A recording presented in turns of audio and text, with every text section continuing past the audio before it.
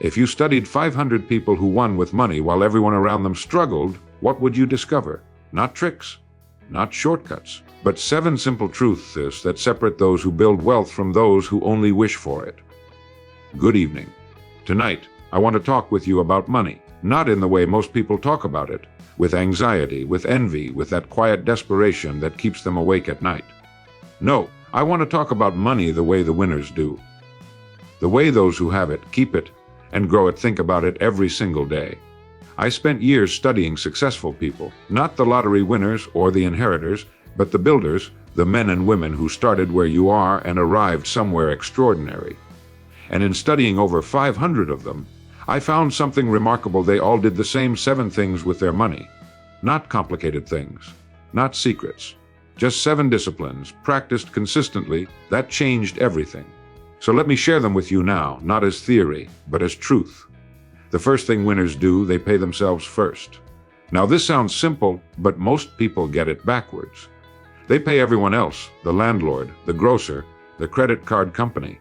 And if there's anything left over, they save it. But there's never anything left over, is there? The winner does it differently. The moment money comes in, the first check written is to themselves 10%, 15%, 20%, whatever they've decided. Not what's left over. What comes first? And then they live on the rest. You see, wealth isn't built on what you make. It's built on what you keep.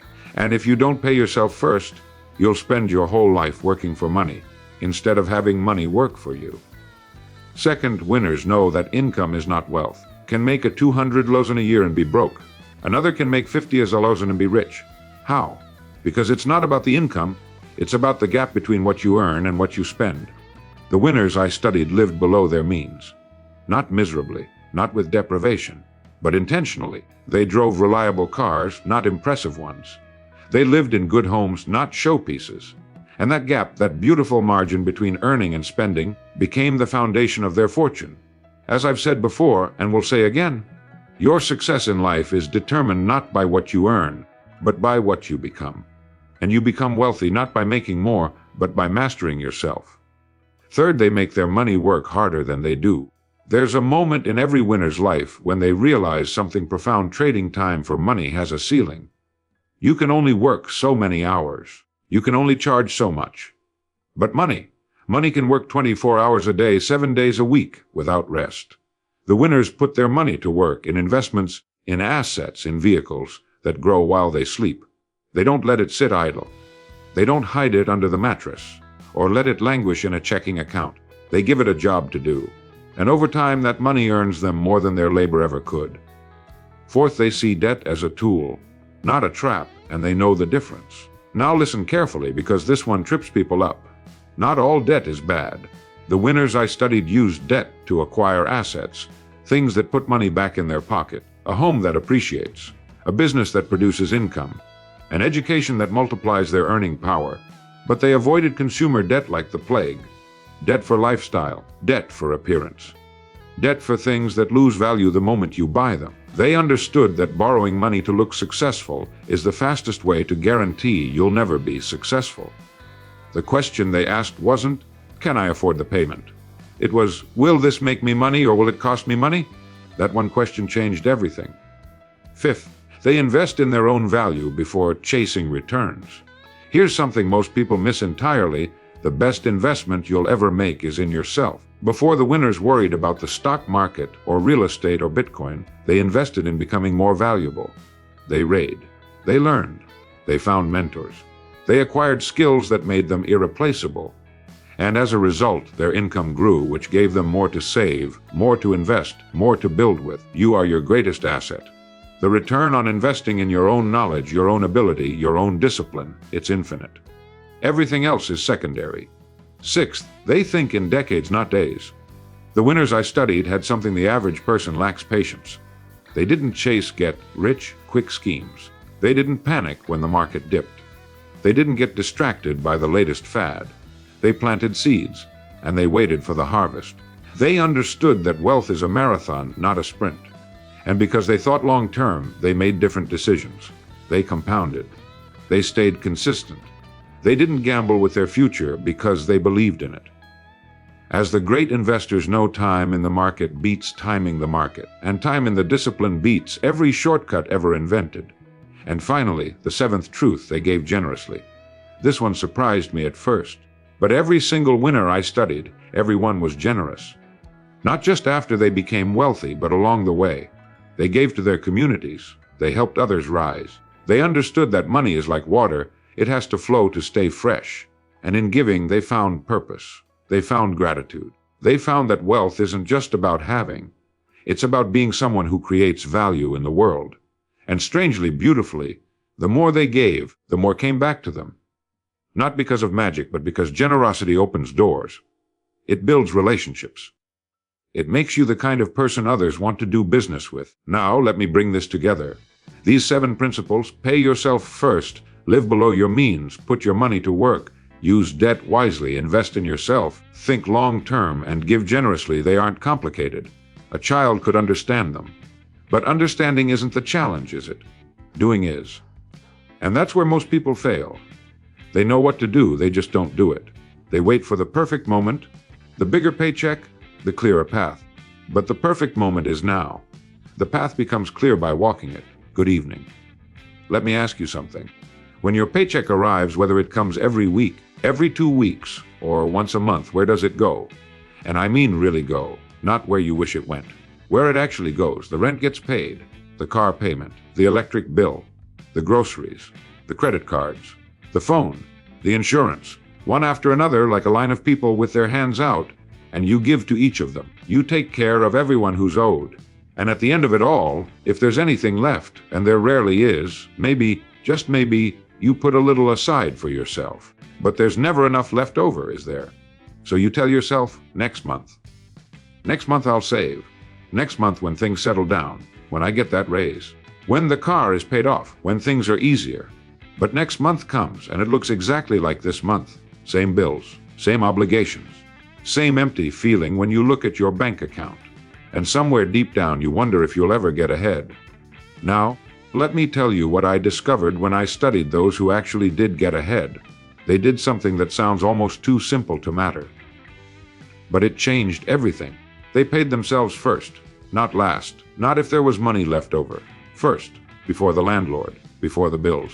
Before anyone else got a dime, they paid themselves. Here's how it worked. The moment their income arrived, they took a percentage, 10%, 15%, even 20% if they could, and they moved it into a savings account, into an investment. Somewhere they couldn't easily touch it. Somewhere it would grow. And then, only then, did they pay everyone else and live on what remained. Now, I know what you're thinking, but Earl, I can barely make it through the month as it is. How can I possibly afford to take 10% off the top?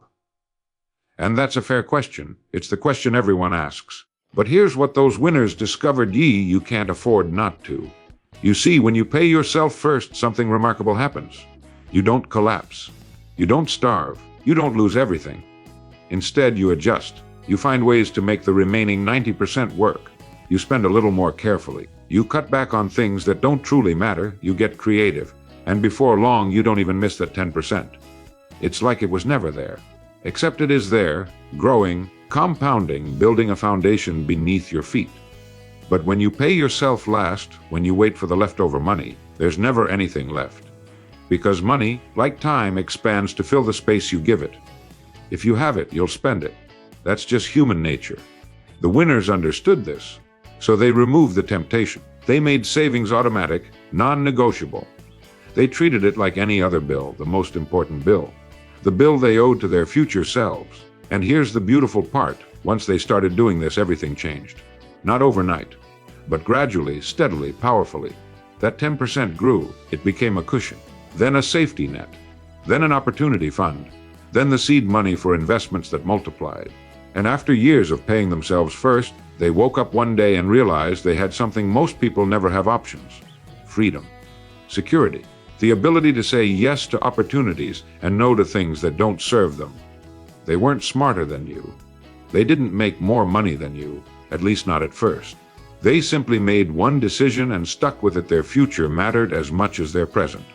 And that decision, repeated month after month, year after year, became the foundation of everything they built. So tonight, Right now, decide what percentage of your next paycheck belongs to you. Not to the bills, not to the world, but to you? Decide it, write it down. And when that money comes, keep your promise. Pay yourself first. Your future is waiting. Good evening.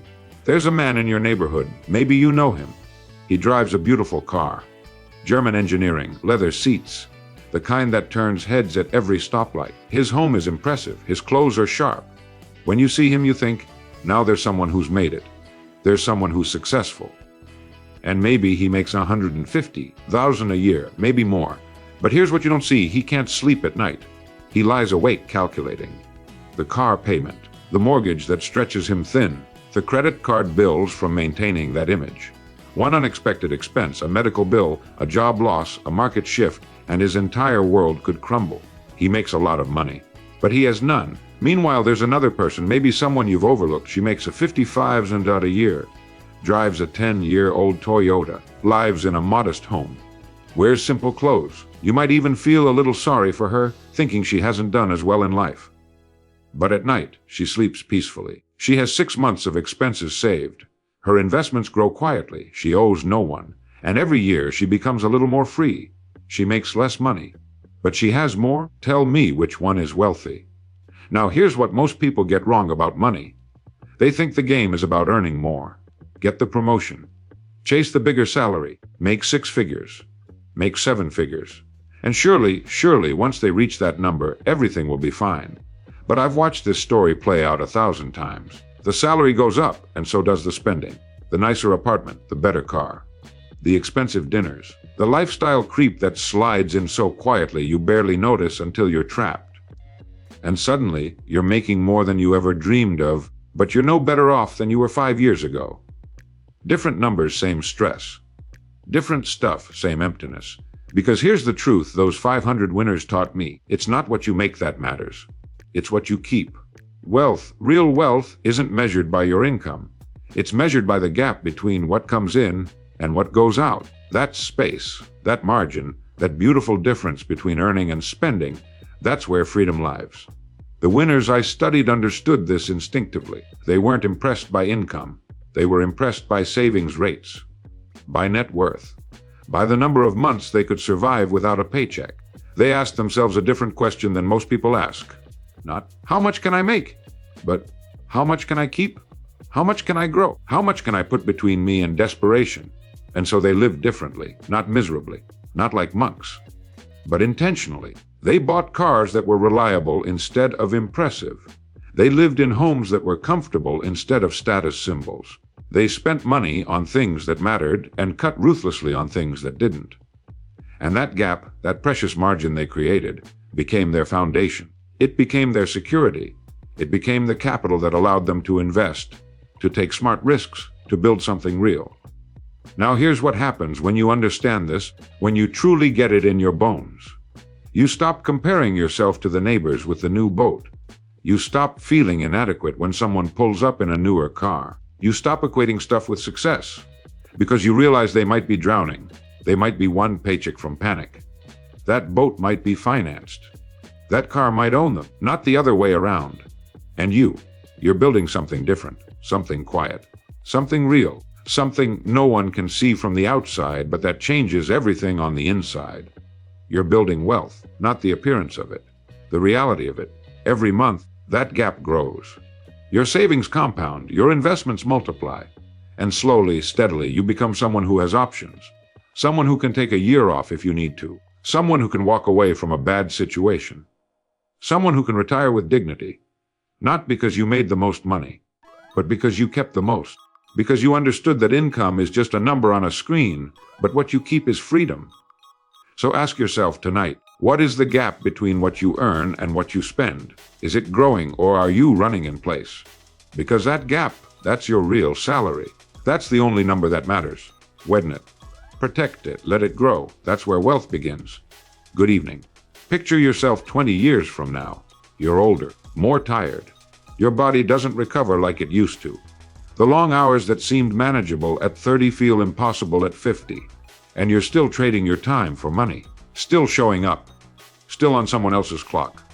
Still needing every single paycheck just to survive. You look around and see others your age who've stepped back, who work because they want to, not because they have to, who take vacations that last months, not days, who seem to have cracked some code you never quite understood. And you wonder, where did I go wrong? I worked hard. I showed up. I did everything right. So why am I still here, still grinding, still one emergency away from trouble? It's a sobering thought, isn't it? Now, let me tell you what those people understood that you might have missed. They understood something profound, something that separates those who build wealth from those who merely survive. There's a ceiling on what you can earn with your time, but there's no ceiling on what your money can earn. You have two hands, 24 hours in a day, limited energy. You can work harder, get better at your craft, even double or triple your hourly value. But eventually, you hit a wall. There are only so many hours you can sell, only so much of yourself you can give. But money doesn't get tired. It doesn't need sleep. It doesn't take weekends off. And if you put it to work in the right places, it can earn while you sleep, while you play with your children, while you travel, while you rest. The winners I studied figured this out early. They realized that trading time for money was phase one, necessary but temporary. Phase two was different. Phase two was putting their money to work so it could multiply without them. Here's how they did it. They didn't let money sit idle. They didn't keep it in checking accounts earning nothing. They didn't stuff it under mattresses or in safes where it slowly lost value to inflation. Instead, they gave their money a job. Some put it in the stock market, buying pieces of great companies that paid them dividends year after year. Some invested in real estate, properties that appreciated in value and generated rental income every single month. Some started side businesses that eventually ran themselves. Some invested in bonds, in index funds, in assets that grew steadily and reliably over time. The specifics didn't matter as much as the principle. They made their money work as hard as they'd worked to earn it. And here's what happened. At first, the returns were small. Maybe their investments earned a few $100s a year. Nothing life-changing. Nothing that would let them quit their job. But they kept at it. They kept feeding those investments. And slowly, those hundreds became thousands. Those thousands became tens of thousands. And eventually, their money was earning as much or more than their labor. Now, here's the beautiful part, the part that changes everything. Once your money starts earning significant income, you reach a tipping point. Suddenly, you're not alone anymore. You have a partner. Your money is working alongside you, bringing in income, shouldering part of the load. And as that investment income grows, something remarkable happens. You need your job less. Not because you're working less hard, but because you have another source, another stream, another foundation. You can take risks you couldn't take before. Turn down projects that don't serve you. Negotiate from a position of strength. Eventually, you can step back entirely, not because you're old and broken, but because you're free and ready. That's what the winners discovered. They weren't smarter than everyone else. They simply refused to be the only one working for their money. They built an army of dollars that labored on their behalf day and night, year after year, compounding and multiplying. So let me ask you, is your money working right now? Or is it sitting idle, doing nothing, earning nothing, while you do all the heavy lifting? Because every dollar that sits idle is a worker you're refusing to hire. Every year you wait is a year of compound growth you'll never get back. You don't need to be wealthy to start. You need to start to become wealthy. Take something, anything from your next paycheck and put it to work. Open that investment account. Buy that first share. Plant that first seed. Because 20 years from now, you'll be somewhere.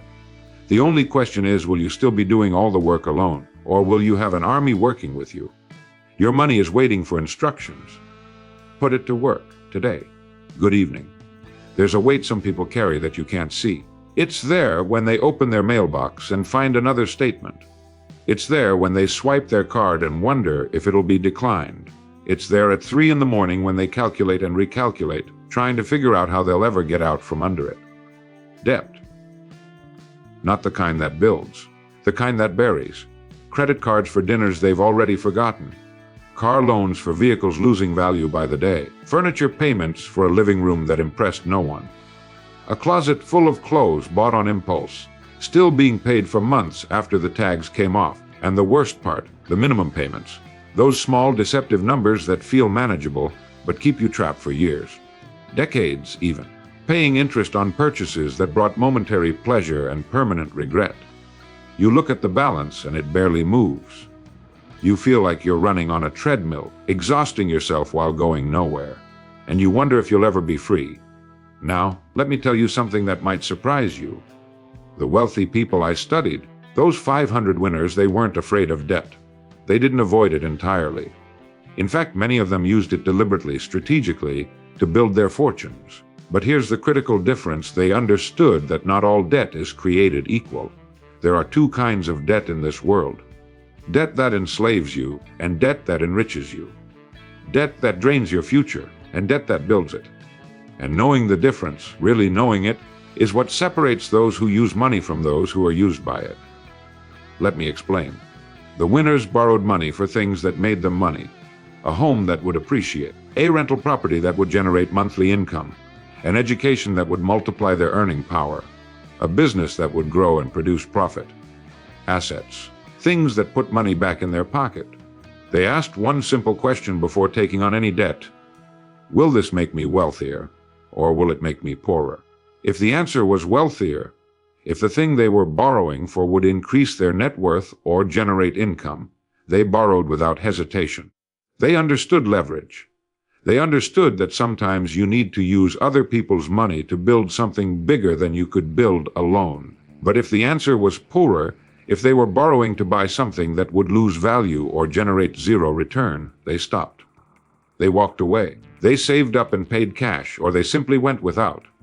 They never ever borrowed money to look successful, to impress neighbors, to keep up with friends, to furnish a lifestyle they couldn't afford. They understood that borrowing for consumption, for things that depreciate, that lose value, that give you nothing back, is a slow form of financial suicide. Now here's what happens when you understand this principle. You stop seeing all debt as bad. You stop being paralyzed by it. Instead, you start asking better questions. That house you want to buy, if you're going to live in it for years and it's in a good area, borrowing makes sense. It's an asset. It will likely appreciate. You're building equity instead of paying rent forever. That car you want, if you're financing it at 8% interest to drive something impressive, that's a trap. But if you're paying cash for something reliable that gets you to work so you can earn more, that's different. That's strategic. That business idea you have, if borrowing $10,000 means you can launch something that generates $3,000 a month in profit, you'd be foolish not to consider it. That's good debt. That's debt working for you. But that vacation on the credit card, that designer couch on the payment plan, those restaurant meals you can't really afford, that's bad debt. That's you spending tomorrow's money for today's pleasure. And tomorrow always comes. The winners I studied had discipline most people don't have. They could walk into a store and walk out empty-handed. They could see something beautiful and say, "Not yet." They could live below their means while building their means. And because of that discipline, when they did borrow, they borrowed intelligently. They used debt as a lever to lift themselves higher, not as a shovel to dig themselves deeper. Here's the relief in all of this: you don't have to be trapped. You don't have to spend the next 20 years paying interest on things you don't even remember buying. You can decide right now: no more bad debt, no more borrowing for consumption, no more trading your future for momentary comfort. And if you have bad debt already, attack it, pay it off, free yourself. Then, and only then, consider using debt the way the winners do, as a tool that builds, not a trap that binds. The choice is yours. Use debt or let it use you. Choose wisely. Good evening. Imagine working at the same job for 10 years. Same tasks, same conversations. You're good at what you do, reliable, consistent, competent.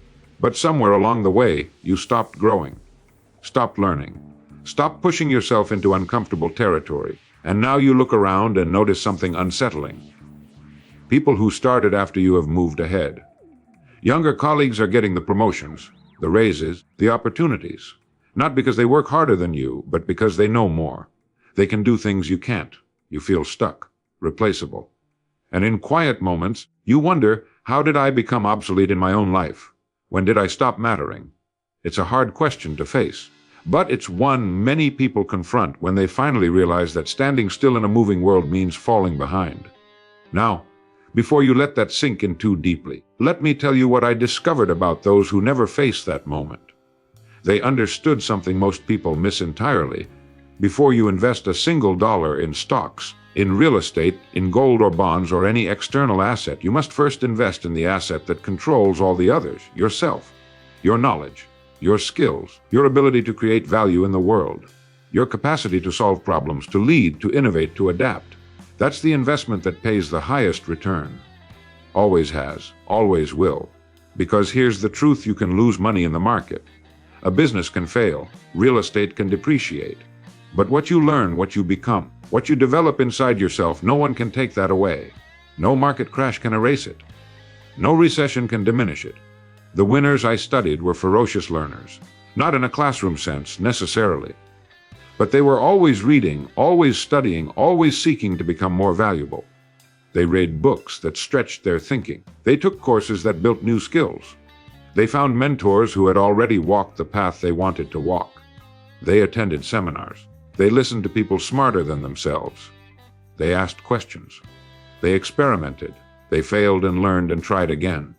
And here's what happened: their income grew. Not because they asked for raises, though sometimes they did, but because they became so valuable, so capable, so necessary that opportunities found them. A person who makes $40,000 a year and invests $5,000 in learning, in a certification, a skill, a craft, might soon be making $60,000. That's a $20,000 annual return on a $5,000 investment. Show me a stock that does that consistently, and it compounds. That new skill opens doors. Those doors lead to networks. Those networks lead to opportunities. And before long, you're not the same person you were 3 years ago. You're someone who commands more, earns more, and creates more value wherever you go. Now, here's the shift that happens when you embrace this. You stop waiting for someone to give you permission to grow. You stop thinking your education ended when you left school. You stop believing that who you are today is who you'll be forever. You take responsibility for your own development. You carve out time, even when you're busy, even when you're tired, to read that book, take that course, practice that skill. Maybe it's 30 minutes in the morning. Maybe it's Saturday afternoons. Maybe it's listening to something valuable during your commute instead of numbing yourself with noise. The point is, you do it. You invest in yourself deliberately, consistently, relentlessly. And something beautiful happens. You start to feel different, more confident, more capable. You walk into rooms knowing you belong there. You have conversations you couldn't have had before. You see opportunities others miss because you've trained yourself to see them. Here's what those 500 winners taught me. The stock market might give you 8% a year. Real estate might give you 10%. But investing in your own growth, that can double or triple your income. It can change your entire trajectory. And the best part, you don't need much capital to start. A book costs $15. An online course might cost $100. A mentor might cost nothing but your time and humility. What you need isn't money. What you need is the decision, the commitment, to never stop becoming more. Because the world is changing. Industries are evolving. What worked 5 years ago might not work tomorrow. And the only security you have, the only thing that can't be outsourced or automated or eliminated, is your ability to learn, adapt, and create value. So ask yourself tonight, when was the last time you invested in yourself? When was the last time you deliberately learned something that made you more valuable? If you can't remember, that's your answer. That's where you start. Buy the book. Take the course. Find the mentor. Learn the skill you've been putting off. Your greatest asset isn't your house or your portfolio. It's you. Invest accordingly. Good evening. There's a particular kind of exhaustion that comes from chasing quick results. You try something for 3 months, and when you don't see dramatic change, you quit. You invest money and check the balance daily, panicking at every dip. You start a side business and abandon it when it doesn't explode immediately. You plant seeds on Monday and dig them up by Friday to see why they haven't grown. And year after year, you're starting over. New schemes, new strategies, new promises that this time will be different. But it never is, because you never stay long enough to see anything through. You look at people who've built something real wealth, real security, and you think they got lucky. They caught a break you didn't catch. They knew something you don't know. But that's not it at all. What they had wasn't luck. It was patience. And patience, my friend, is the rarest commodity in a world addicted to instant gratification. Now, let me tell you what I learned from studying those who actually won. They operated on a completely different timeline than most people. While everyone around them was thinking in days and weeks and quarters, they were thinking in decades.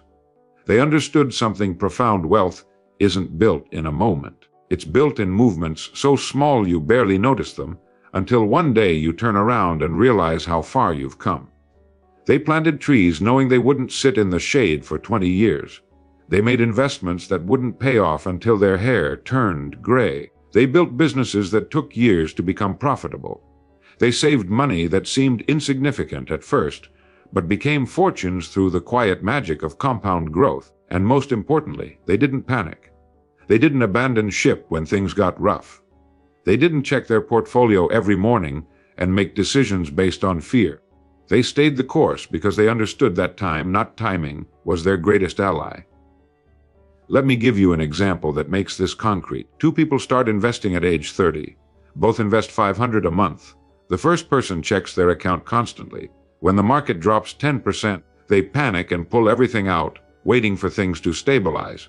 When the market climbs, they jump back in excited. They time, they tinker, they react. The second person does something radically different: nothing. They invest their $500 every single month for 30 years without looking. Market up, they invest. Market down, they invest. Recession, investment. Boom, investment. They don't watch the news. They don't check the balance. They just stay. At age 60, the first person, the timer, has maybe 400,000. Not bad. But the second person, the one who simply stayed consistent for 30 years, they have over 2 million. Same amount invested, completely different result. Why? Because one thought in days and the other thought in decades. Now here's what happens when you shift your thinking this way. You stop looking for shortcuts. You stop falling for get-rich-quick schemes. You stop being seduced by people promising overnight success. Instead, you do something that seems almost boring. You start. You stay. You trust the process. You invest regularly, even when it feels like you're getting nowhere. You build your skills one day at a time, even when the progress is invisible. You work on your business even when nobody's buying yet.